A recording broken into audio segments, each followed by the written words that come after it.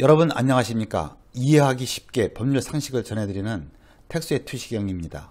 이번 시간에는 기간이 무제한인 영구 임대차도 가능하게 되었다 라는 주제로 말씀 올리겠습니다. 우선 구독, 좋아요, 알림 설정 부탁드립니다.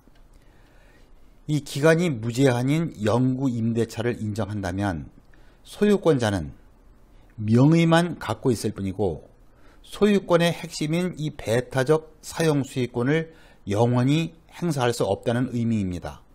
이러한 영구 임대차에 대하여 종전에는 이를 인정하지 않다가 이번 대법원 판결로 종전 입장을 바꿔놨습니다. 설명에 앞서서 이 물권과 채권은 확연히 틀립니다. 이 채권이라는 것은 돈 받을 채권도 있지만 상대방에게 무엇인가를 요구할 수 있는 이 청구권을 말하는 것이고, 임차권도 채권입니다. 이 물권에는 대표적으로 이 소유권이 있지요. 임대차에 있어서 임대기간은 매우 중요한 사항입니다. 임차인은 임대기간을 가급적 늘리려는 경향이 있고 임대인은 그 기간을 줄이려고 하는 경향이 있으나 반드시 그런 것은 아니고 그 반대 현상도 얼마든지 있을 수 있습니다. 임대차 기간은 임대인과 임차인의 협의에 의하여 정해집니다. 다만 임차인을 보호하기 위하여 주택과 상가에 대한 임대차에 있어서는 얼마 이상으로 하라고 최단 기간에 대한 제한 규정을 두고 있습니다. 핵심 사항에 대하여 간단히 설명드리자면, 주택임대차보호법에 의하면 주택임대차 계약을 체결하는 경우 계약서에 그 계약 기간을 정하지 않았거나 기간을 2년 미만으로 정했더라도 임차인은 최소한 2년의 기간을 보장받을 수가 있도록 되어 있습니다. 다만 임차인은 2년 미만으로 정한 기간이 유효하다고 주장할 수가 있습니다. 그렇기 때문에 만약 계약 기간을 예를 들어서 1년으로 정했다면 임차인은 2년 동안 임대차 기간을 보장받으면서 필요한 경우에는 1년 후에도 계약을 해지하고 임대인에게 보증금을 돌려받을 수가 있습니다. 그러나 1년으로 계약을 한 경우 임대인은 1년 후에 나가라고 주장할 수가 없습니다. 상가 건물 임대차 보호법에 의하면 기본 원리는 동일하나 기간이 약간 틀릴 뿐입니다. 즉, 기간을 정하지 않거나 1년 미만으로 정한 임대차는 그 기간을 1년으로 본다고 정하고 있습니다. 그리하여 상가 임대차는 임대차 기간이 최소 1년은 보장이 됩니다. 이 상가 임대차 계약에서 1년이 안 되는 기간으로 약정한 그 단기 임대차는 법적으로 무효입니다. 다만 임차인이 스스로 1년 미만의 단기 임대차를 유효로 하자고 주장하는 것은 가능합니다. 이와 같이 한쪽에게만 지키라고 하는 것을 편면적 강행 규정이라고 합니다. 이 통상 모든 임대차는 기간의 정함이 있어야 하고 그 기간을 영구로 하는 것은 일반적인 법 상식에 반한다고 인식해 왔다고 말씀드렸습니다. 2016년 1월 이전의 민법은 651조에서 이렇게 규정하고 있었습니다.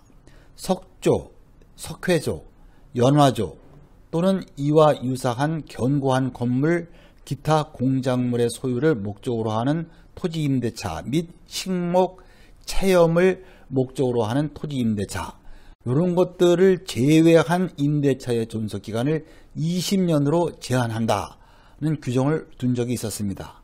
즉 20년이 넘으면 효력이 없다는 것이죠. 이에 대하여 헌법재판소가 2013년 12월 26일 위헌 결정을 했는데, 민법의 입법 취지가 불명확하고 과잉금지 원칙을 위반하여 계약의 자유를 침해한다, 이러한 이유로 헌법에 위반된다는 결정을 선고했습니다.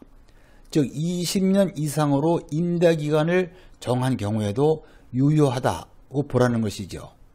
이 헌법재판소의 결정에 따라서 민법 621조가 2016년도에 폐기된 것입니다. 그리하여 현재는 민법상 임대차 기간이 영구인 그 임대차 계약의 체결을 불허하는 규정도 없고 그렇다고 할 수 있다고 하는 규정도 없습니다.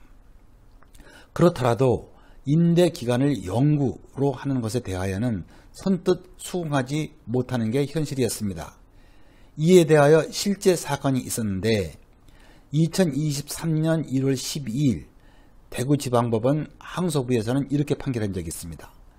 임대차 계약에서 임대차 기간을 영구로 설정한 것은 채권인 임차권의 성질로 보아서 허용되지 않고 소유자가 사용수익 권능을 영구적으로 포기함으로써 처분 권한만이 남는 새로운 유형의 소유권을 창출하는 것이어서 영구 임대차 계약은 무효다 라고 판결을 했습니다.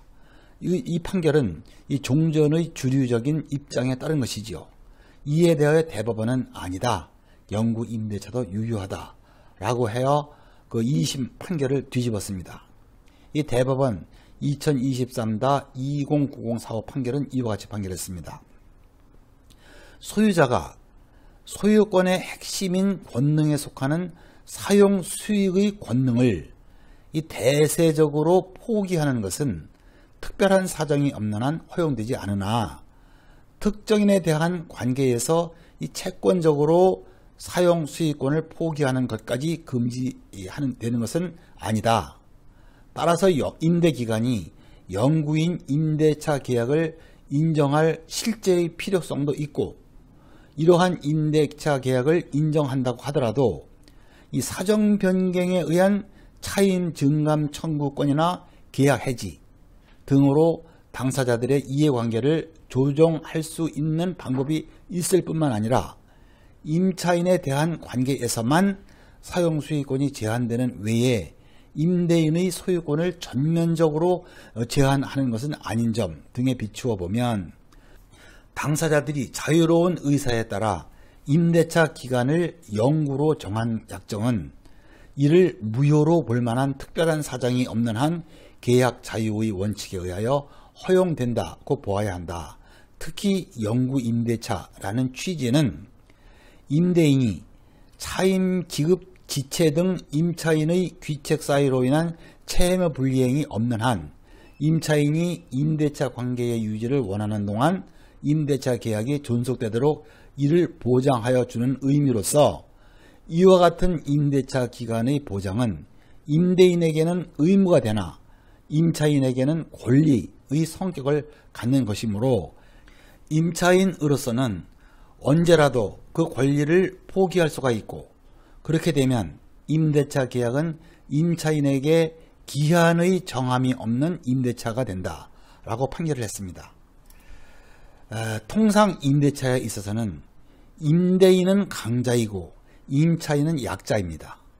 그리하여 법률은 이 약자인 임차인을 보호하기 위하여 법을 수없이 개정해왔고 현재 시행되고 있는 이 주택임대차보호법이나 상가건물임대차보호법은 모두 임차인을 보호하기 위하여 제정되었다고 봐도 무방합니다.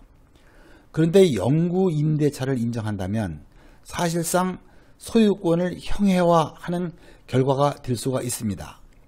소유권의 가장 그 핵심적인 요소가 그 물건을 소유자가 독점적이고 배타적으로 사용할 수 있는 권리인데 그러한 권리가 임차인에게 이전되었기 때문입니다.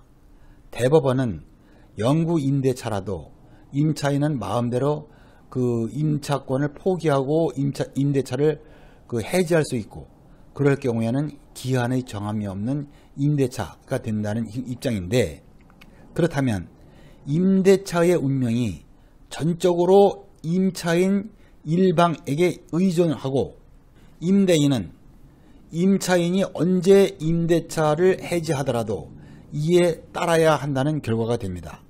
임차인이 임대조건을 위반하지 않는 한 영원히 그 물건을 마음대로 이용할 수 있다는 의미입니다.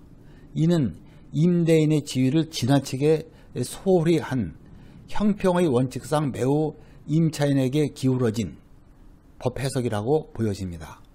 대법원이 이와 같은 판결을 하려면 보완적으로 임차인이 계약을 해지하기 이전에 취해야 할 사항이라든지 경제 사정의 변동에 따른 임대료 조정 등에 관한 해석 등 여러 가지 대안 제시도 함께 내놓았어야 하지 않나 사료가 됩니다.